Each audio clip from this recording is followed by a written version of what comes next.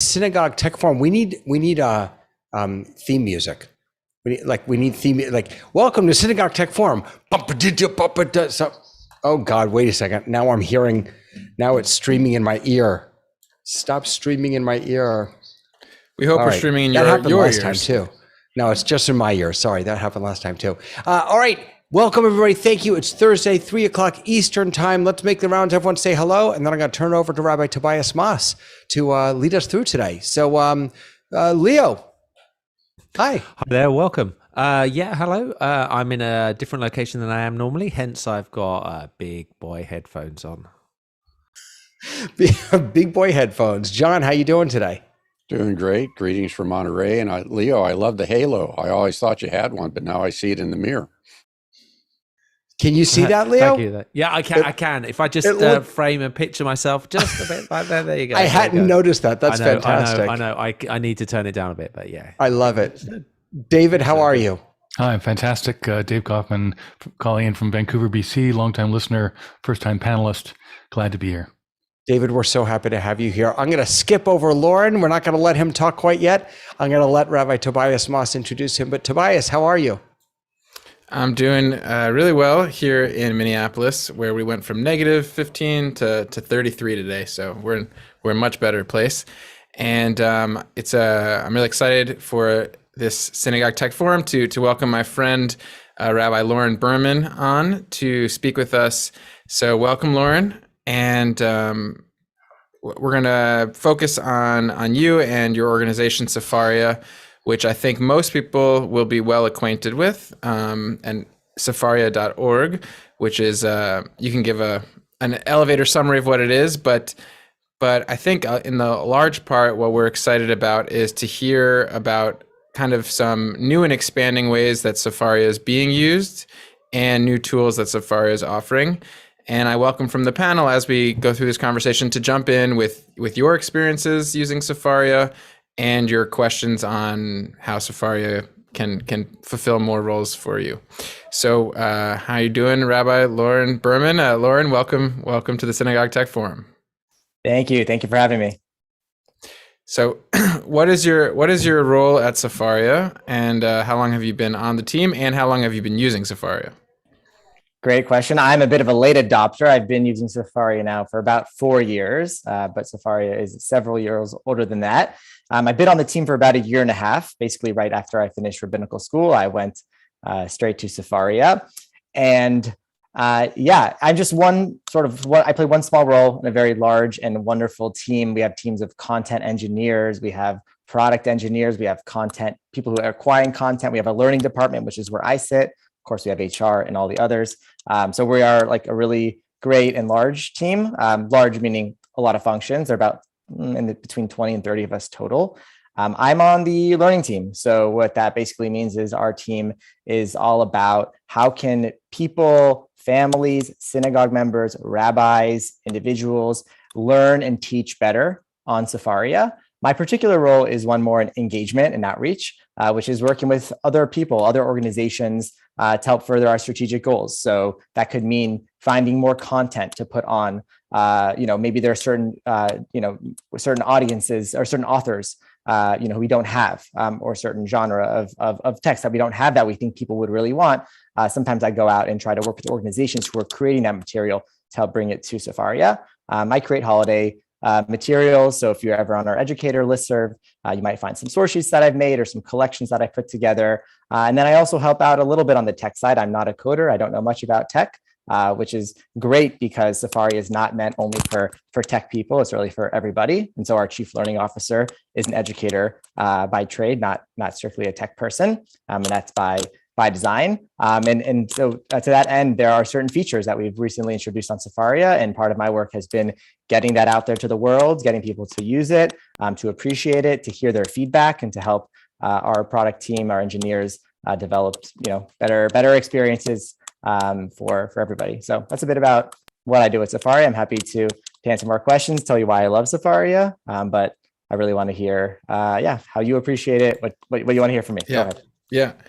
Well, so there's Sefaria. I think most of us first got to it as there's a lot of Jewish texts you can access at the click of a button, and they're hyperlinked anytime it's mentioned anywhere else, anytime this verse is mentioned in a commentary, and we started seeing that. And then I think the next big step that I experienced in Sefaria is the source sheets that people could build and then make public. And so if someone else has already made a great source sheet about Passover, then I can just access that and see their organization of Jewish sources. So I know there's now some newer tools also, but so let's be starting with the older tools of just kind of like the accessing the library of Jewish text and building source sheets that can be shared. What have been some kind of novel uses of those two functions, maybe because of the pandemic and remote learning, or just kind of new ways you're seeing people adopt those tools that maybe even Sefaria didn't expect, or just has been an exciting use case? Yeah, definitely. I just want to take a step back. I don't know what everybody's familiarity here is with Sefaria, but we actually like to see ourselves as something more than a Jewish library.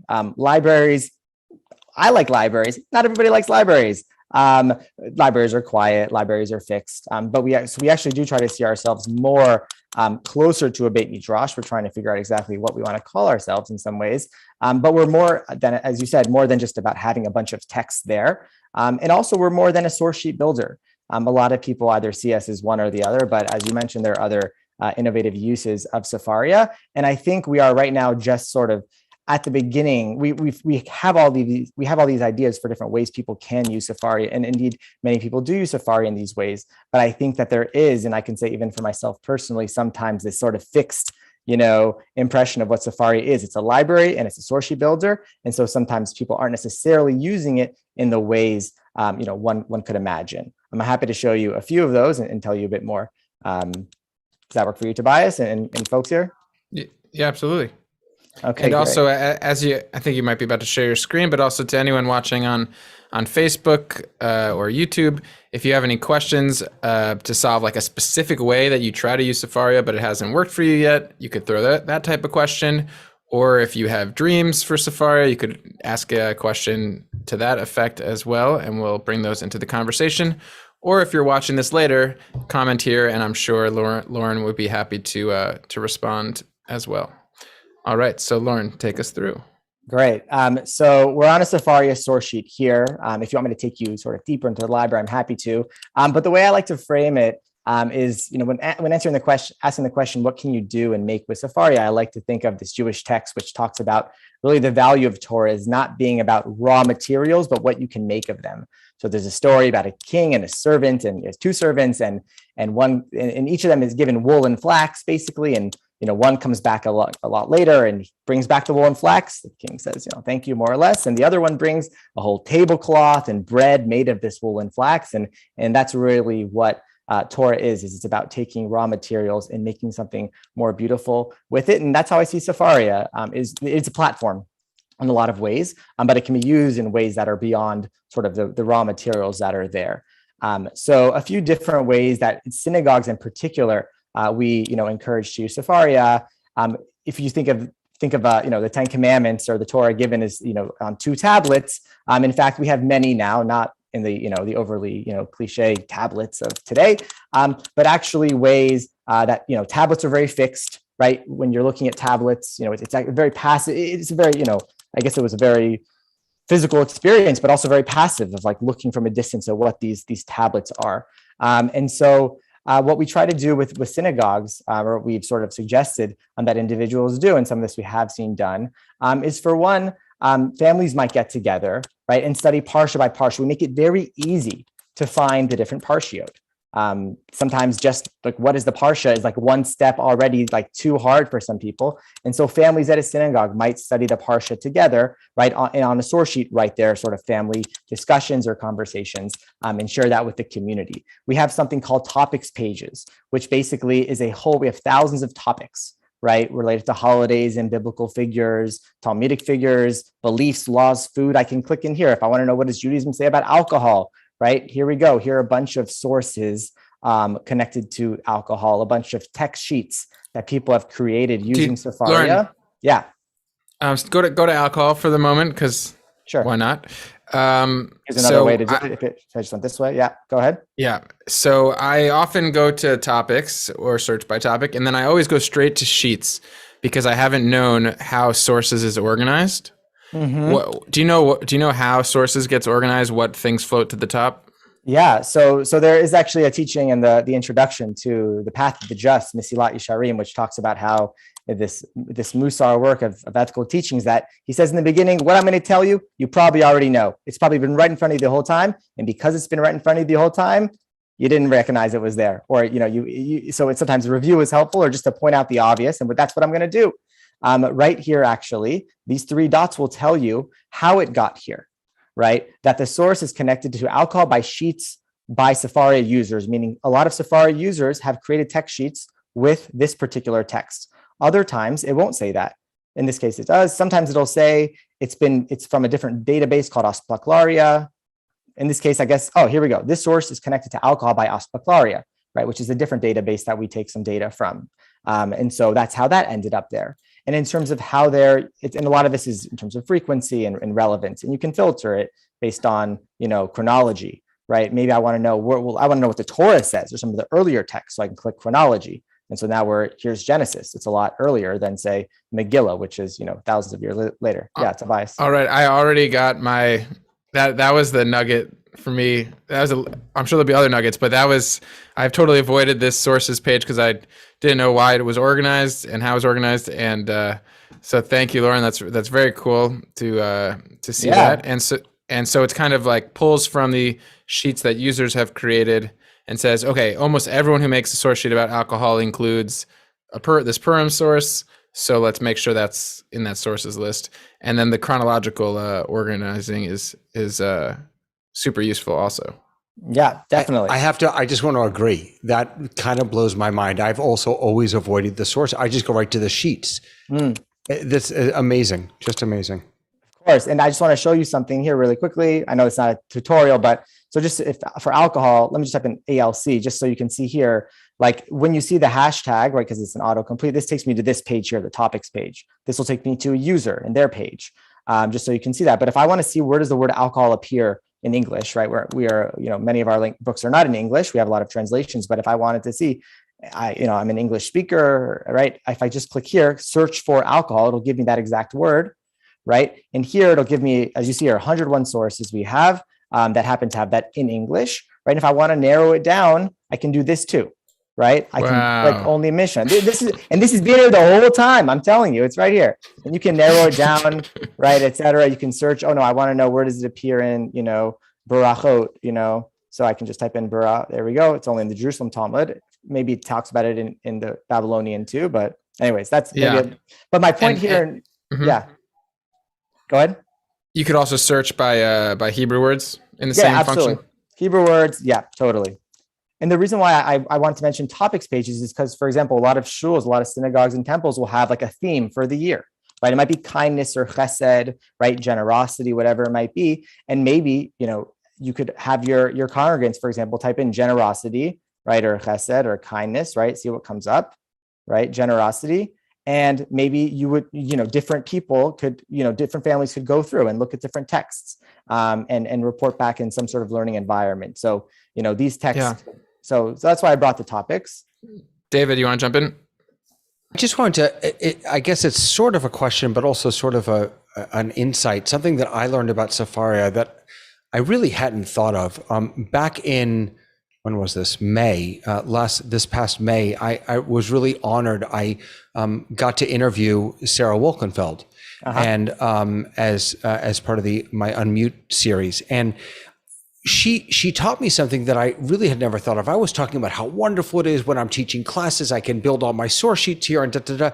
And she said, maybe you shouldn't build your source sheets. Maybe your students should be building your source sheets or their source sheets. I don't know why, but I always thought of this as a resource for me, not that the process of building a source sheet was itself the learning. And now that you've shown us, that the topic that you can search by topic, and then it automatically tells you this may be the most or one of the most relevant sources for you to include. it just elevates the whole Sefaria experience to ways that I had not even thought of. 100%. And I think that's why it's so easy to get stuck in. It's a library, it's a source sheet builder. And who creates source sheets? Educators build source sheets, right? It's a lot more. And yeah, one of the things that we're trying to do, and we've changed the homepage. If you go to the homepage, let me just see here. If you go to the homepage, for example, right, we're trying to be as beginner friendly, as newbie friendly as possible. So you come here, you don't have to know what's Tanakh, right? It tells you right here, right? For any text you go to, there's always this about this text. I can click it and it tells me what it is I'm looking at. What translation am I looking at, right? A lot of times, let's say I go to some Kabbalistic text, right? And I'd never heard of it before, right? I can always, for any text, right? I can always, if I end up here, I can click about this text. We want this to be a place where anybody can come. And it's not only for educators.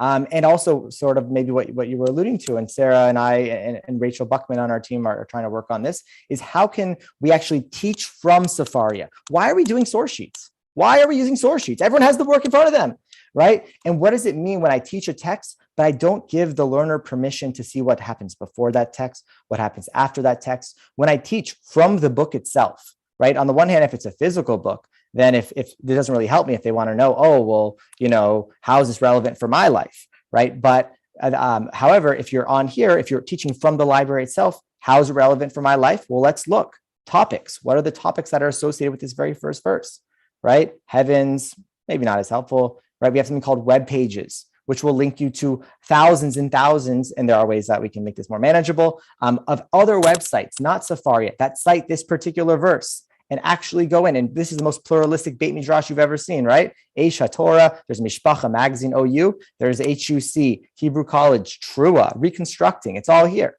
right? And then I can go directly to that particular article. I'm in incognito mode, so it's not working. Oh, there it is, right? So we're trying to, we think that when you're actually in the library and not restricting somebody to one particular page, they can see a lot more. They can also take a bigger, more of a role in ownership of their own learning. Yeah, David, go ahead. Can we geek out for just a second? And if you don't know the answer, that's fine. But how are you all crawling the web? I mean, how is that happening? Yeah. So in this particular case, I was so blessed that one of my strengths, I guess, is I'm a hustler, and I reach out to people and I track them down, and whatever I need to do to get them to talk to me, I'll get them to talk to me. In this particular case, we had a code, a very simple, at least from the outside, line of code, that if another website, most websites are able to put it on their website template, then whenever somebody goes on their website, it calls Sefaria and it says, hey, look here, and we will detect where are their sources cited. And that will do two things. First of all, it will create a link on Sefaria, right? That tells us here, right? For example, like this is here, but also on their site, it does the same thing. So for example, if I go to Times of Israel, and you might have noticed this, you just didn't know. If you ever go to My Jewish Learning, for example, is one of the early adopters of this, right? Genesis 1:26, I can click it and a little thing will come up here, right? Which is good for learners. Again, this is all about the learner and I tell you, this really keeps rabbis honest, because a lot of times the Midrash says, well, what Midrash? And like, what if I want to know? I want to learn more. Don't just tell me Midrash says. And sometimes they'll say Genesis 1:25 says, and God said, let us make, the human being in our image. But in fact, it was actually 1:26. So it is a bit of a spell checker in some ways, but I think it keeps us honest. And it also requires rabbis to continue learning and not just say a teaching they heard once before, but it also allows the people that are learning to actually become not their own rabbis, right? I mean, you're supposed to get for yourself a rabbi, but to become more learned Jews or individuals in the community. So this linker is like really cool. And we weren't just crawling websites. We actually had to establish relationships with all these individuals, every single website you see here. And there are some that we don't include. There are more, but there are at least 70. And I like to say that when we hit number 70 of different websites, because it's like 70 faces on the side here. But this is like amazing. And the fact is that all of these websites are discussing Torah. And the one thing that's connecting all of these websites, the one thing connecting Aish and JTS and Rabbi Sachs, and I can, keep going, right, is Sefaria. Or rather, not Sefaria, it's Torah. Torah is the thing that's connecting them, and we are sort of showing you how to do that. So maybe it's not as cute as like we're crawling the whole web, but I think it highlights also the human sort of. That's even more relationship amazing. here. It's even more amazing. Yeah. So this is my personal pride and joy. Not that I made the code, but that like these codes are on these websites now, and now people get to learn from it. It's amazing. Yeah, that is amazing. I'd love to dive deeper into how you've seen kind of flipping the classroom with Sefaria, or how you've seen like specific ways that in a teaching environment people are engaging their learners with Sefaria. And I have my own example that I'd love to share in this venue, and maybe you've seen things that are like it. But also what I noticed when we were fully remote, I was able to teach with Sefaria and teach Sefaria more easily because everyone was already on a device. And in person, then it's just like, I can have it on a TV behind me or whatnot, but it's harder to get them using it, my students using it themselves. I did used to use the Sefaria phone app, but don't have it installed at the moment. But do you want me to show my example, or do you want to jump in with? Yeah, I would love to see your example. I think you're alive in the field, so this is real. So I'll show my example, and then if anyone else on the panel has a similar way that they've kind of leveraged Sefaria, or Lauren, if you can think of anything that has been done similarly. So I took my 9th graders, I think it was maybe 7th, I think 9th graders, on a Sefaria safari using a Google form. So I put everyone in breakout rooms and then gave them this Google form, and I think basically no other instructions. Who is in your Sefaria Safari group? What button do you press to turn the whole website into Hebrew, into English? Why is this website called Sefaria? Check all that apply. Because Judaism begins on a safari. Because it sort of rhymes with Wikipedia. Because Sefer means technology. Because Sefer means book, etc.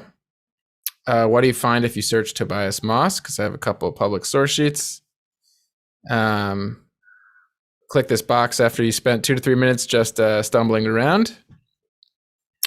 What's the current Parshat HaShavua? How many books of the writings are there?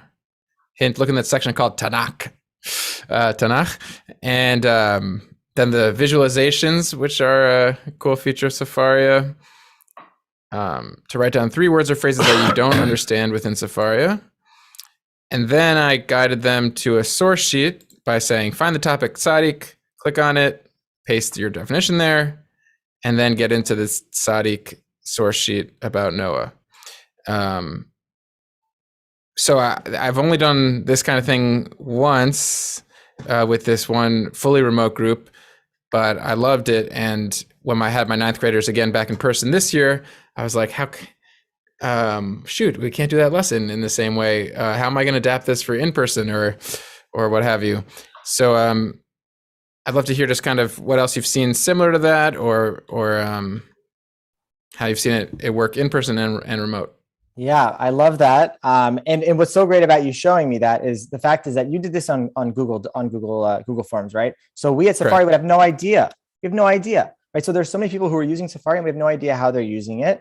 But what I think what you do and what you did there is brilliant.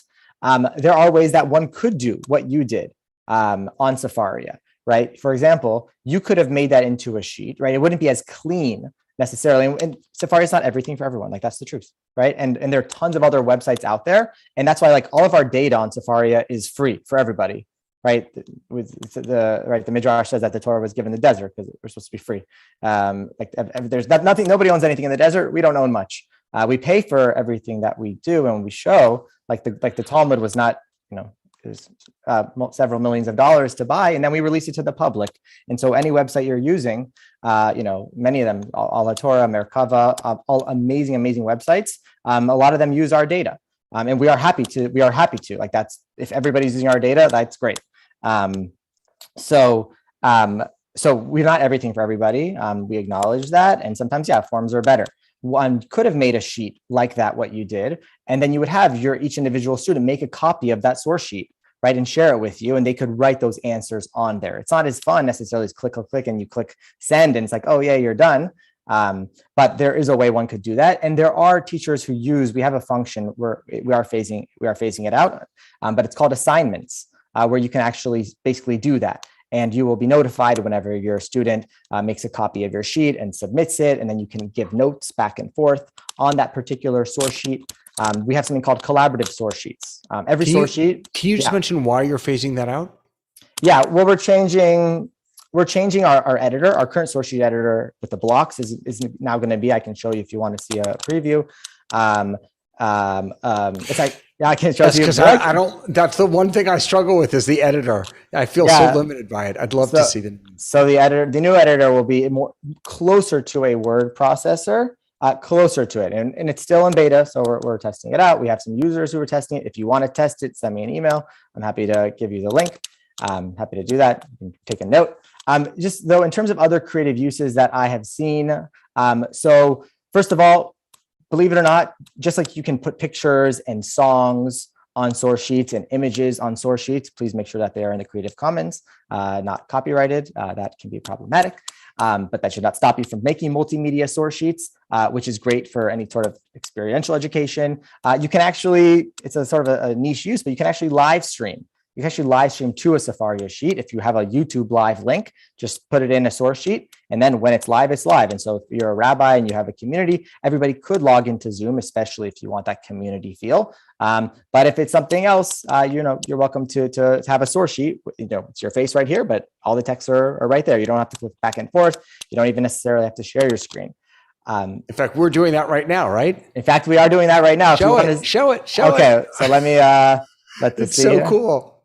Give me a second here. Let us see here. Let's see, for some reason in my incognito mode, for some reason it's not going at this moment. So we're gonna pass. But I promise you, they all saw it earlier. It works. But some other like very practical things that people have done: scavenger hunts and bar trivia nights.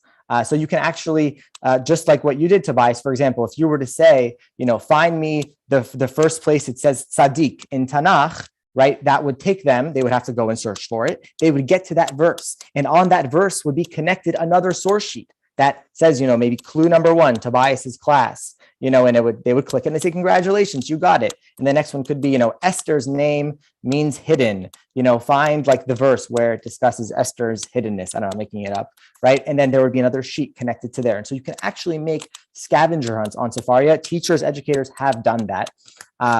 Other things people have done, mixed media galleries, like artistic Talmud commentaries. So there's a group in Berlin, Tobias and I are familiar with them, and they have a whole Talmud commentary. And so what they do is they put sections of Talmud on a sheet, and on that sheet, they'll have the artistic interpretations of that particular section of Talmud, as well as the artist's commentary on that, explaining their art and how they perceive that piece. So that's a cool thing that people have done. Or midrash, right? Maybe your students want to sort of draw a midrash or paint a midrash. What does that look like? Or draw Revelation, right? And then you can share that sheet with parents, for example, so that they can know what they and other students are doing. It's sort of like the back to school night, but it's on Sefaria. A couple other things like crowdsourcing sources. So one could do this in a couple of ways. First of all, I was in an educator group the other day, and we were talking about Tu B'Shvat and how it's sort of hard to connect to Tu B'Shvat sometimes. And so we created a sheet, and I can just let me show it to you. Actually, it was really cool. So here we go. Right. So this particular sheet was actually compiled by many of us. Right. So this particular text was submitted by Zoe Jick. I believe she's in Berkeley, right? Jeremy Borovitz submitted this sheet. Michael Lapidus, who's a rabbi, maybe some of you know him, submitted that sheet, right? Et cetera, et cetera. Rabbi Anna Bonheim submitted this sheet, this particular text. So you created one source sheet that multiple people can add to? Yeah, and this was really cool. There's a very popular internet figure, and he's a rabbi, and he's a great educator named Akiva Weisinger, and he made this thing on Facebook. He said, what are we celebrating? And then like hundreds of people submitted different things that we're celebrating on Hanukkah on this one source sheet. And anybody can do that on any sheet. You just have to change the settings of that sheet. So that ability is there. So that's a pretty cool use. Can you show the settings for that? Yeah. So it's going to be a little different with the new editor, but it's more or less the same. In this particular case, basically, let's see. So if I log in, so if I were to log in, then I would go to share, So this is in the new editor, so it's a little different. Let's see here. Oh, it has to be my sheet. That's why. So in this particular case, let's just say I create a new sheet. Now here's the new editor. Hello, new editor. And for anyone who's watching and seeing this go by fast, Lauren, maybe at some point you can also just mention where kind of like a beginner ramp resources are if there's already YouTube tutorials. But for now, stick with what you're showing us. Yeah, we have a whole help center. On Sefaria with basically tutorials for everything. And also please email us, hello@sefaria.org. We will get back to you within 24 hours with a very detailed response. We promise it'll be helpful. Did you just type Genesis 1:1 and press return and it just showed up? Yeah, before I'll explain to you what I did. So this is I know we're kind of all over here. So, but just to answer your question, David, real quick. So under share, this is in the new editor, right? Here it says people with this link can view, add, edit. So in this case, they did add. You can still do this with your other one, with your old editor. All you have to do is click share, and then you'll see there's like a little button there. This is the new editor. As I said, it's a bit more of it's a new type of editor, type of editor, right? We're living in the future. Right now, for the first time, Synagogue Tech Forum is actually in the future. As it says in the Torah, right? Say Exodus 2:1, right? Et cetera. Whoa! So it's cool. You can add, right? So anyway, so it's a process, but so I don't want to get too distracted with that. But that was about the collaborative. Yeah, Dave, I see your hands up. Dave, please go ahead. Thanks, Lauren. For some of us who are just scratching the surface of Sefaria, you've gone really deep. I thought maybe we just go back for us newbies to kind of go from the top down to how to get down into that. So I was going to just share a bit about what we do at our shul on Shabbat, which was mainly just to come to Sefaria and to go to the weekly Torah portion. And since we had to go online, the Torah readers had a real struggle because we didn't have the Torah, we didn't have Hagbah, we didn't have all those things. So we took pictures of our Ark, we took pictures of the Torah, but eventually we've gone to using Sefaria as our screen share for Torah services. And it is fantastic for those of us who want to see it in different ways, so you can get the layouts. But it's also, as a Torah reader, it's fantastic to be able to practice with the full trop here, so you can get all the trop marks. And then it's tempting to want to do that even on Shabbat. But if you really want to, read from Torah, then you can turn those all off, and you're reading it from Bli Nekudot, so the Torah service online now is not quite as wonderful as it is when we're together and can see the Torah together, but at least we're all sharing the same thing. And now the next step is we're going to ask people not just to share the screen of Sefaria, but to go to the link themselves so that they can dig deeper and follow those links so that they have an exploring activity on their own. Yes. Torah reading, I think is meant to be a learning experience too. And so this allows us to do that. That's great. I love that you're doing that. And, we don't have currently pictures of the actual text, in the scriptural, in the scribal way. But maybe one day we will. Thank you for sharing that. I'm happy to do, I want to sort of take whatever you all feel is best for you. I'm happy to do, if we want to do a higher level or, orientation. But before that, I just wanted to just highlight a few other things for the rabbis here. Just other things people have done, creating your sermons on Sefaria, right? Creating maybe you're doing a Substack, maybe you're putting it in PDF in a doc and sending it out. Maybe you're just printing it out for yourself. Whatever it is though, put it on Sefaria, and I'll tell you why. For one, is your audience your Torah is going to get out there, right? And your Torah is going to stay there. I don't know if you ever have trouble tracking down old Divrei Torah, right? Or remember what I said about that last parsha. Things can be hard to organize sometimes. First of all, you can take notes on particular texts on Sefaria, and you can save those notes. It's nice. But also, like, sometimes I'll come across a text and be like, oh, that's a great text. I never saw it before, and realized, oh my God, I put that in a source sheet 2 years ago. I don't even remember what context that was in. So it actually is a good refresher. But when you put your stuff on Sefaria, more people have access to it. A lot of educators don't want to put their things on Sefaria. They're nervous sometimes. Oh, it's not perfect, right? Oh, there might be mistakes. Oh, I'm supposed to be a rabbi. I'm supposed to be a teacher, right? Is this really like my colleagues are going to judge me? I don't know. People do feel this way.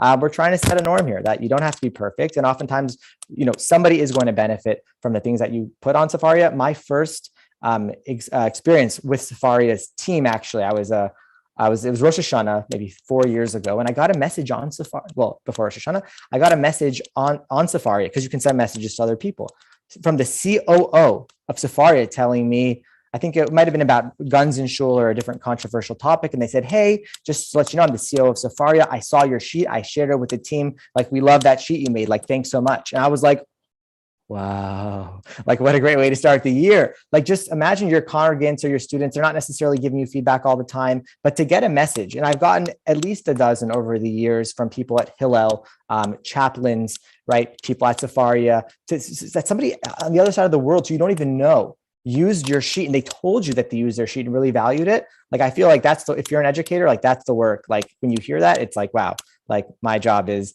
I'm doing my job here. A couple other things you can learn in Chavruta on Sefaria. We have a video feature. So you just send a link to somebody and then they will open up a Sefaria window with their face and your face on the side. You can share text with each other. You can chat, all that stuff. There's a lot there. I know that's pretty advanced. Tobias, David, Leo, tell me, what is it that we want to do next? Do we want to go into some of these deeper features or creative uses, or go into like, how do we do this? What's the basics? Well, I invite from John or Leo who haven't asked a question yet. If there's any curiosity that you have, I know you're both coming from different places in engaging with this. I was just excited with what you did, Tobias, because this is one of the things that the pandemic did. You had to rethink, and a lot of educators who never would have thought of doing a flipped classroom like you did, and exploring how you could use a digital tool beyond just Zoom. And what I loved when you said is, when I came back to face-to-face, I said, how can I do this? Because the value of having the students engage directly with the resource and be able to become owners of their own knowledge. So I think that's the exciting thing is, in the higher ed field, we have things what are called learning management systems. I hate them. We shouldn't manage learning. We should manage information, let the students learn. But I think that's what I see is the heart of this product. It's the source, which is critical, and you're just wrapping all these instructional tools around it. So hats off to what you guys are doing.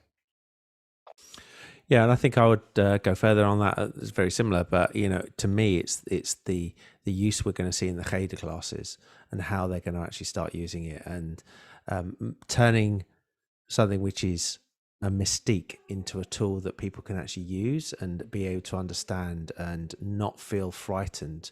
Because I think that's the same with everything. Is once you start dipping into anything, and you can learn and you can find ways of learning it, you can find the links, and I think that's where you've done a really good job. It's that I think it's the seeing for the rabbis on this. They're already deep in. I think David said this once before. It's like when you come to the High Holy Days, it's the people at the front are doing all the praying, and they basically don't need to. It's us at the back that need a bit more help. And this is a product that I can see, particularly with it. We've got a big problem, I think, around the world about Cheders and how they engage, because the kids are not where they were. They're out. They got to bring them back in. In terms of terminology, Leo, when you say Cheder, what do you mean? Hebrew classes and for the kids that are that have a weekly class at synagogue, going up to their bar bat mitzvahs and other things like that. So do you have a similar, what do you refer to that as? Well, I wasn't sure if you meant only elementary ages, or if you meant the whole Hebrew school in America. I mean the elementary ages. I mean those ones that are before, the kids which you start off, which are very tech savvy, but they're typically on a Sunday morning they'll go to class and they'll be or they used to go into class on Sunday. Now we're trying to get them in on a digital environment and trying to get them re-engaged in that environment. Yep. So Loren, do you want to jump in on what are kind of younger access points to Sefaria, and how you've seen it used particularly for younger ages? Yeah, I have to do some thinking. I am not in the classroom myself, and so I am a little bit limited. I'm not usually creating a lot of those materials. We do have an educator list where we have lots of lesson plans that explain a lot of these things and what we offer educators to do. I want to say quickly, let me just see if I can show you examples. I mean, we've had people create Haggadahs, right, on Sefaria. I'd have to think again about, younger students in particular. And we don't, for example, up to I think we say we're third grade and up. You have to be able to read, you have to be able to use a computer. I don't want to dodge the question, but I just want to say one thing out before I forget, is that actually I went to our chief data officer the other day and I asked him, I said, hey, Lev, what would you say is one of the more innovative uses of Sefaria? And he actually said something quite simple. So the fact that you can share a Sefaria link on any sort of platform or media is actually quite profound. And I actually really agree to think that if you look at a lot of the conversations that happen online, you can't just make a normative claim about Judaism anymore or about Jewish teaching without citing your sources, because they're all there. And I think it actually really elevates the level of conversation that certainly adults are having around Jewish topics and Jewish values when you actually need to cite your sources. And also not just take my word for it, but actually, go into those texts. So just to be able to share a Jewish text very easily on different media, he thought was very interesting, and as do I. As far as things that are happening in elementary schools, I feel the best thing to do is to talk to the teachers who are doing that. I'm not on the front lines there. So beyond creating collections of student work, having students create their own sheets and sharing their own interpretations on Sefaria, participating in a Haggadah scavenger hunt, I would need to get back to you. But I think those are also very exciting. Yeah, David. David, I guess. I want to follow up on that, but I feel I need to say that every Sefaria source sheet I've ever made, I have immediately exported to Google Docs so that I can format it myself. I need your email before you leave. I am so excited about this new editor. I'm pishing myself. I can't even begin to tell you. Okay, sorry. I'm curious because when you talk about young elementary kids accessing Sefaria, one of the things that I wonder about is, in some ways, because of the vastness of your library and what feels to me like sources that feel so remote sometimes. I mean, there's so many of them. To a certain extent, I think we are all third graders when we log on to Sefaria. We are, in some ways, we are all the She'enu Yodei Lishol. We don't even know where to begin. We don't even know what questions to ask. And that those three dots that you showed about this text, I wonder how much effort is Sefaria putting into helping people navigate, all of us 3-year-olds or third graders, so that we know how to use it, because it's, I'm not sure that it's as intuitive to use as it could be. Does that make sense? Yeah, totally. I think it totally makes sense. Rabbi Akiva was, at least according to some traditions, was 40, right, when he first learned Aleph Bet. So I think we are all in the same boat here, or will be in a few years.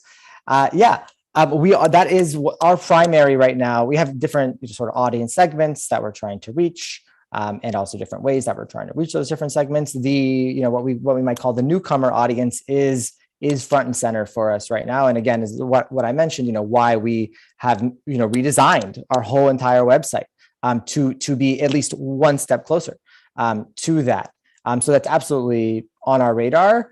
So we're trying to give as many access points to explanations, to translations, of more works, to make things more intuitive. And we also know that we're not My Jewish Learning, which is a fantastic website, right? Or any of the other websites that are out there for folks who are looking for a certain type of Jewish literacy. I think for those who are looking to go into the text, those are the people who we are really, trying to sort of, attract, to empower. If you want to know what does Judaism say about X, we do want you to be able to find that on Sefaria. But if you're looking for something, in 5 minutes to figure out what Judaism says about X, I think a My Jewish Learning article will probably suit you very well. Now, that My Jewish Learning article is probably going to cite sources from Sefaria, and then you might end up back at Sefaria once you want to explore that text more in depth. But we do have webinars and trainings. We're actually working specifically with rabbinical schools a lot right now.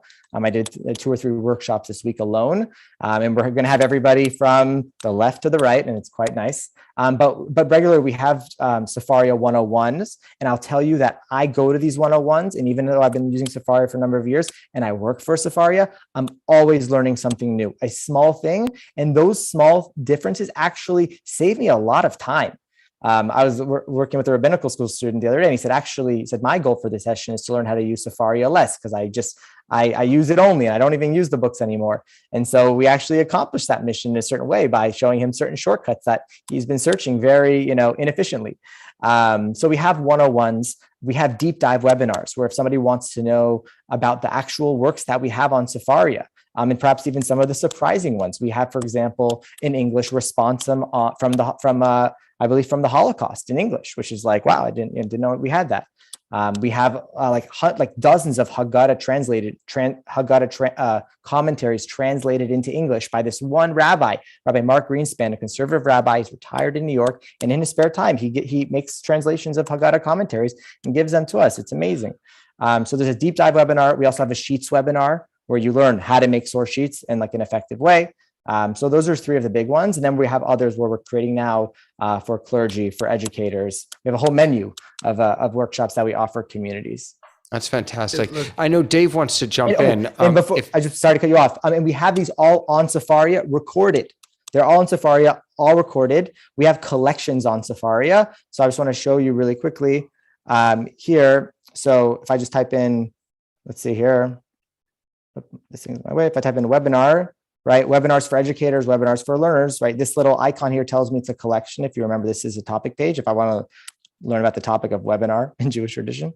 But these, so right, I could go webinars for educators. I can click in and it will show me, right? Oh, look, teaching with Safari in a supplementary school, right? I can click that, right? And then go to this webinar. It's recorded, right? And there's a little sort of sheet with the notes from that session, right? Safari in middle school classroom, right? Similar situation, right? So you can, if you want on your own time, if you don't want to attend it live, you can watch any of these, webinars. Let me just see if there's a 101 here.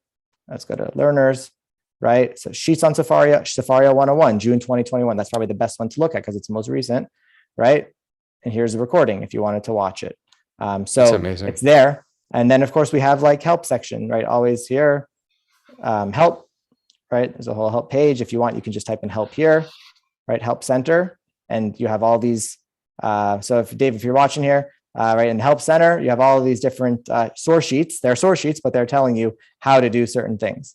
I'm definitely looking. I've got my screen share is over here. That's why I'm looking over there. I was looking at other Dave, not you. Oh, the other Dave. Hey, before Dave Kaufman, before you jump in, I just want to share that a friend of the show's, Christo, is watching, and he says that by far what I'm grateful for most is not only the many helpful translations, but also that Safaria includes the source languages of these texts as well for us to consult. So the connections that are built within Safaria are not just to ancillary texts, but links and resources about the text, the source text itself and the languages. Just beautiful. Dave, sorry. I want to pick up, Loren, on a comment about Safaria as a platform, because as Synagogue Tech, it's very interesting to be looking, we're often looked at the visionaries of what to do about the tech stuff now that we have to do so much online that we can't do it in person in synagogue life. And I'm reminded of my Chabad friend who was telling me, who's also a programmer, who was saying, as age of Mashiach approaches, the gates of the lower and the gates of the upper wisdom come together. And he, interpret that as, tech is going to be in service of enlightenment, of nefesh, of ruach, of Mashiach. So it's a very interesting mission to take on, as Zoom was the platform that we all jumped to when we had to react to having services and teaching online. And it became the platform of which we have these peripheral things like share screen or video switchers to try to enhance that experience. And what I'm hearing here is the potential of the mission for platforms become centric, of which they also do video conferencing, of which you also can have a conversation with friend with Chavruta, but that the platform replace Zoom as the center of things, that if Sefaria can be the center of my learning time, and I can also reach out and have a conversation with Loren because I want to ask about something like this, and that becomes the place we reside for our learning instead of being Zoom with a bunch of peripherals.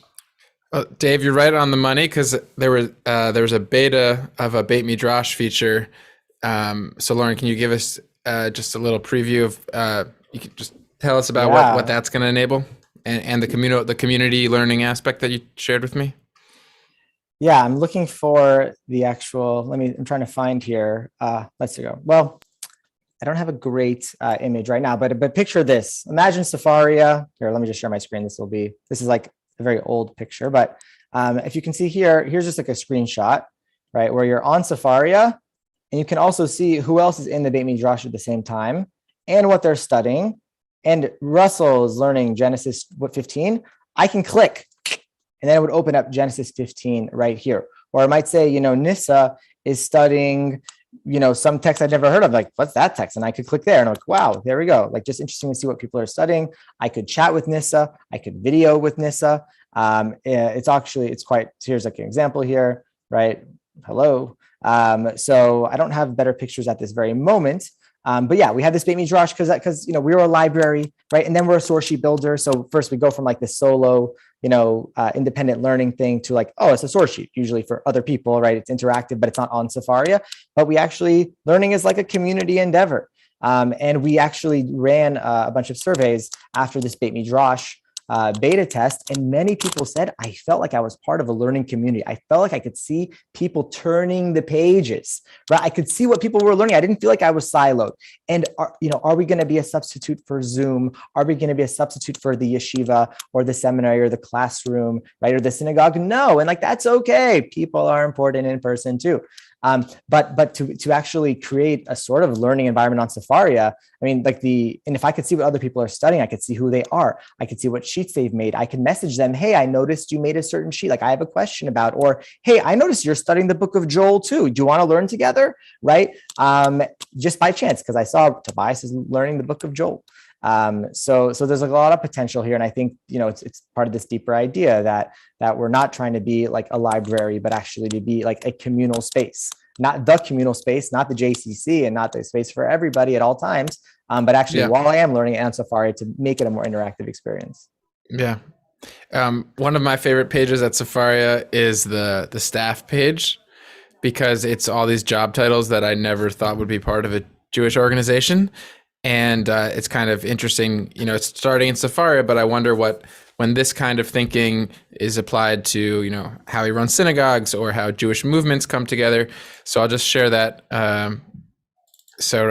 A Jewish company, if that's how you define yourselves, with a chief technology officer, with a chief data officer, even a chief learning officer. That's like a position that I don't know, that's our favorite outreach and engagement associate. But like having all these really different skill sets pointed at the problem or at the activity of Jewish learning and Jewish ritual, as Dave mentioned, is just so exciting. And like, I'm sure his job is kind of like as the manager of text acquisition and text quality, it's, bring library science into this realm. But I just love that there's this organization that's growing that has this other skill set completely outside of what most Jewish organizations are constituted of. Yeah, and I think to that point, Tobias, is that there's an interaction between us all, right? So I get to, I work with the engineers, we beta test everything, right? Like I feel like sometimes maybe in institutions, there are silos in different, organizations, or there might be like one person that all of the library people will report to. Maybe that person talks to somebody else who then, trickles down to another team. But the idea that like we all work together, I think is very valuable, and we have to, right? Because we are the ones who are using it. And we notice when there are things that need to be changed or have ideas, or we hear from people like you. And so I think that's also something to think about in institutions, is how can we get everybody, both the people who are on the ground or front end and the back end, to all work together. It's another challenge. Wow. just look around the panel, see if there was any other comments or questions to bring in at this time. And John, yeah, John. Well, I just want to again commend you what you're doing. Information literacy is a big challenge in general. What are the reference sources? We have so many sites that are just trying to get clicks to get to an advertiser rather than focusing on the information.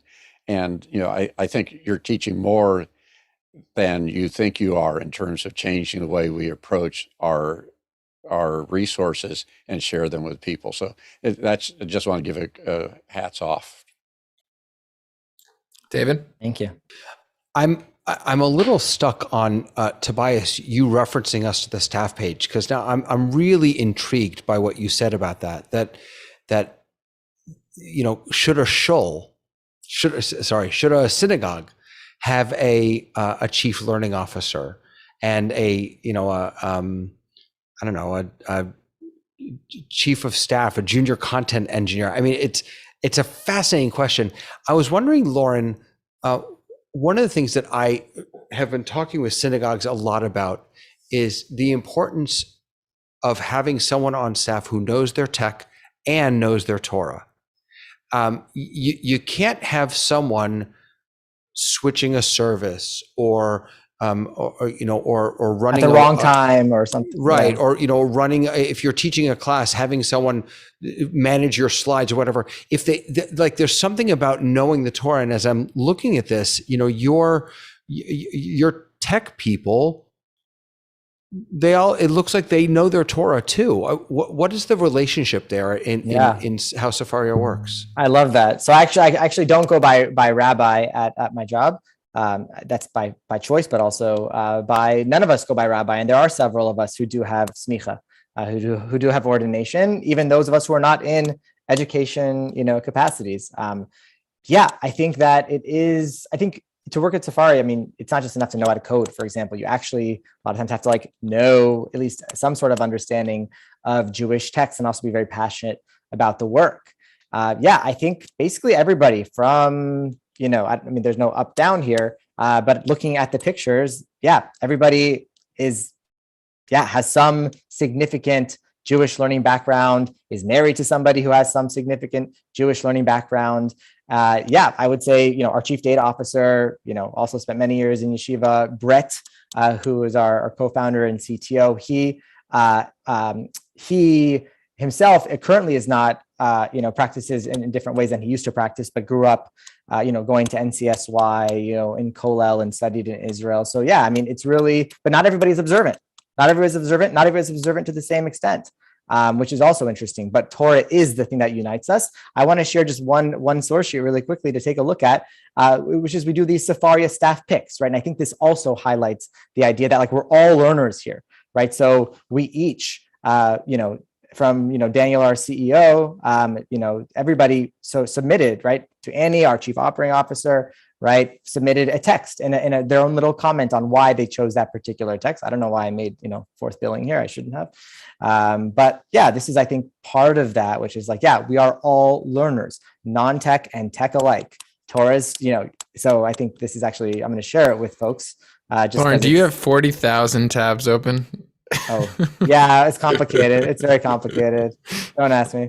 Usually I minimize this one, but I'm planning a trip, to Anza Borrego desert. So it's quite a thing.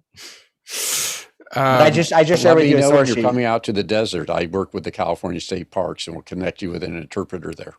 Oh, amazing. Thank you. Hey, Loren, I know this isn't, the point of this is not feedback, but something just happened to you that happens to me all the time. And it's interesting. You opened a sheet and then whether it was by accident or not, you clicked on a source and then everything moved to the side and the sidebar came up with all the commentaries. And do you know what I'm talking about? The resource panel. Yeah, and every time that happens, so every time that, if I go in and I want to highlight a piece of text or something, that resource panel opens up and it moves everything out of line. And especially if I'm sharing it in I don't know, it's an interesting I mean, that resource panel is indispensable, but it's just the way it pops out is. It's something we discuss. And I had a conversation with this with another congregational rabbi. And what he does, instead, he teaches from his own personal sheet in like the editor view, which for all the people here understand that. But yeah, it is definitely something that we hear about, we think about, we consider, and is, always part of the conversation. It's almost like you need a presentation mode versus browsing mode. I was just thinking that. This is why we have these conversations. Yeah, thank you. I'm going to write that down. I have a feature request that came out in this conversation too. Please, we hear them all. Which is, but I love that presentation mode is great. Once you're kind of done building and searching, but just like you have all these terms linked to sources linked to topics, it'd be great if you got the steps in order to auto pull video sermons from our shuls, and then auto transcribe them, and then see which sources are getting used or which topics are getting mentioned, and kind of automatically eventually database sermons, video and text, which I know you were doing some sermon compiling this past High Holy Days, so you might be heading in that direction. But I just thought that's where that's one way that this would grow and grow and grow. Yeah. I mean, I would say first of all, you want to probably be careful, because when your congregants find out that you gave the same sermon, word for word, 10 years ago, they might want to know what they're paying for. I would imagine that does happen. So, be careful what you wish for. But yeah, I mean, as far as transcriptions go, that's probably beyond us at this moment, but a lot of shuls and organizations are transcribing right now, and sending it by email for those who can't make it. And as I said before, even if it's a bit more manual work, then an easy sort of crawling and importing, highly recommend put it on Sefaria. And also that means that when you're sending it out to your community, you could send it by a WhatsApp, for example, just with a link to Sefaria, instead of a whole PDF or a document or a whole, shul newsletter. You could put your shul newsletter on Sefaria if you wanted to, really. And also if things change, you just update it. Like that's the thing, it's live. So, maybe you decided, instead of having to have your sermon, you had to have your sermon in by Thursday, but, I realized, Saturday morning or Friday afternoon, there was something I wanted to add. Now I can add it. That gave me a thought also, is that you could have like a bookmarked home-based Sefaria link for every Shabbat Torah Saturday morning that has the sources replaced before the next one. So it wouldn't be a historical repository of all your source sheets, but it would be like a stable, you give a stable Zoom link, everyone come to the same Zoom link every Saturday. This would also be like a stable. Well, what you could do, and I'm just show this really quickly, is you can bookmark things, right? In general, you can bookmark. First of all, you could bookmark sources, right? I'm just going to go right, just to the source, right? I can click here, bookmark. And what that's going to do is it's going to bookmark it. So I'll just click here, and it's going to take a second to load. It takes like a second to load sometimes, but anyways, it'll be here, right? Yeah. It's going to show up here. You could do that with source sheets too, right? I could bookmark a source sheet in the same way. And so that way, if you look here, right? Look here. Here are some sources that are bookmarked. Here's a sheet, right? Maybe you have your congregants who have accounts on Sefaria. Let's replace Joseph and Hanukkah looking to the darkness with shul information for, Shabbat. And like every week you update that one sheet. And in that sheet, maybe you have a different link, which will take you to the sheet that you want. Right. So you don't necessarily have to keep changing this sheet, but it'll just change it to the link that it does. So you could, that's why I said in the beginning that this is really like not wool and flax. What is it? Not wool and flax. The Pandora's box. No. Yeah. There is, Sefaria is a structure, but you can think creatively. And I think that's what you do so well. All of you is you think creatively about using the things that we already have. And so I would encourage you to do the same thing with Sefaria. How can I make my source sheets more interactive? How could I make them more multimedia? How can I just be playful with them a little bit? So, that's just an example of how you might do it for a shul. What Tobias threw out is like the biggest ask ever. Crawl the web, find every video sermon, and then, but of course, it made me think of something that Tobias and I both know about, which is a service called Descript, which takes video files and lets you edit them by transcribing the entire video file. So it auto transcribes the entire video file. So you could use something like Descript, put somehow, put videos into there, and then every time a source is mentioned, it, as you did on all these other sites, it links right back to Sefaria. And David, I think the giddiness of this meeting in general is that if 30 years ago or 100 years ago or 300 years ago, if a yeshiva bacher at yeshiva said, "Rabbi, I can't afford all these books. I can't afford all these manuscripts. I wish there was this one screen that's everywhere I go and in my pocket, and it has all of Jewish texts linked together," they would have said that's just as impossible. I'll never forget in my, I think it was my third year of rabbinical school, the YU book sale was coming up. And I said to myself, I did not have a full shas. I didn't have a full set of the Talmud. And I said, how could I possibly, I'm never going to open half of these books, but how could I possibly be a rabbi now? So I went down to YU book sale and I bought myself a full shas. And as predicted, I have not opened most of them. But yeah, and now the entire world has a full shas, multiple versions of a full shas. On that, I want to say, yeah, absolutely. This isn't a substitute for books. In fact, like, the publishers that we work with, their sales have not gone down, right? Because the people who would buy a full shas probably they're probably using the shas, or they want it anyways. But what you said reminded me of two stories. First of all, I heard this from the CEO of Sefaria, but it's also true in my own life. I remember from yeshiva, sometimes if you needed to look up a commentator, you would go to everyone would have their own reference shas and their own Rambam, right? But then you would go to like the commentary bookshelf, because not everybody has every commentary, and there'd be like three for like a yeshiva of like 300 people, right? And they have to go wait, or you have to go photocopy or something like that. Like now, you just pull it up. There's like, everybody has it. One of the mitzvahs of the Torah is to write your own Sefer Torah. In a sense, we have now. We all have our own Sefer Torah. I actually did get a call from a yeshiva bacher, either it was in Borough Park or in Lakewood, and they said, "Hey, love Sefaria, longtime fan.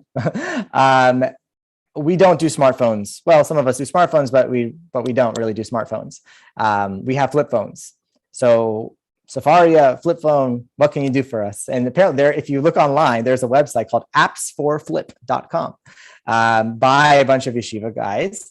And yeah, they are about taking these, more complex technologies and bringing them to flip phones. So we share with them our data. And so now there are at least, a few people out there who have Sefaria on a flip phone. Now, I don't know what that actually looks like, but both for like the simple tech, but also the more advanced tech, like we like to say, really like ask for anything, like anything's doable.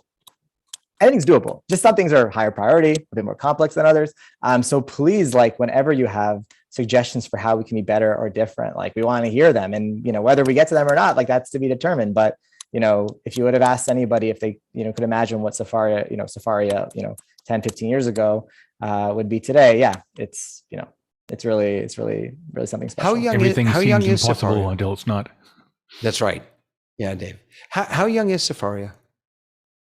Sefaria, I think it's from 2000. I think the prototype, I believe, was like in 2008, I want to say. No, let me see here. Beta version 2012. And then we got like our first investment 2013. So fairly young. But like the original idea was 2011. And by the way, not from scholars or rabbis. It was from Josh Foer, who was an author, and Brett, who himself had studied in yeshiva, but he was working at Google. He was not like a Jewish scholar at the time. So Sefaria is not founded by, educators. It's founded by people who just feel like we should own our own texts, because for a long time, the only translation of the Talmud available online was a copy of the Sansino that was actually on an anti-Semitic website called comeandhear.com. If you remember that, I used to use that in undergrad. Comeandhear.com. It's like come and hear all the terrible things, but we own our own texts, and so that's kind of Sefaria's genesis. I think we're going to wrap up in just the next few minutes. So I'll invite from David and Dave if you have any final comment or short question. But want to thank you, Loren, so much for giving us this inside look at some of the newest features and encouraging us to use some of the oldest features that we haven't discovered yet. And you speak with such excitement about what the organization is doing, and so did the panel today. So thank you for being on that cutting edge. And David, did you want to show something? I'm just. I can't remember the last time that I went to the visualizations page. It's insane. It's unbelievable. Just unbelievable. And something you can use this for education too. You could say what does it teach me about a text? Right. What does it teach me about this particular tractate of Talmud that it cites a lot of things from Genesis, right? That tells me something about the text without even opening up the text. Look at that. So you can use them in really cool ways. Yeah, how Yevamot is so heavily in Leviticus and Vayikra and Devarim, Leviticus, Deuteronomy. That it's just. I'm so glad you're on the team over there. I don't have any more. I'm just so glad you're on the team, and I already sent you an email. I want that beta. I want to play with it. I'm so excited. Dave? Yeah, I haven't seen that visualization. Thanks so much. There's so much depth here that we haven't been able to explore. And now we have an open door to do it. Thanks, Loren. Yeah. And Loren's reminding anyone to check out the Help Center within Sefaria and in those collections for learners and educators, and hello@sefaria.org with any questions. Awesome. Thank you so much, Loren. We would welcome you and team members back anytime, both to be a featured guest like you were today, but also when we discuss other topics within synagogue tech and how synagogues are doing more remotely or hybrid or looking towards the future. It would be great to have this angle on Jewish text and Jewish learning as part of the panel, regardless of our focus of the week. So you have a permanent invite.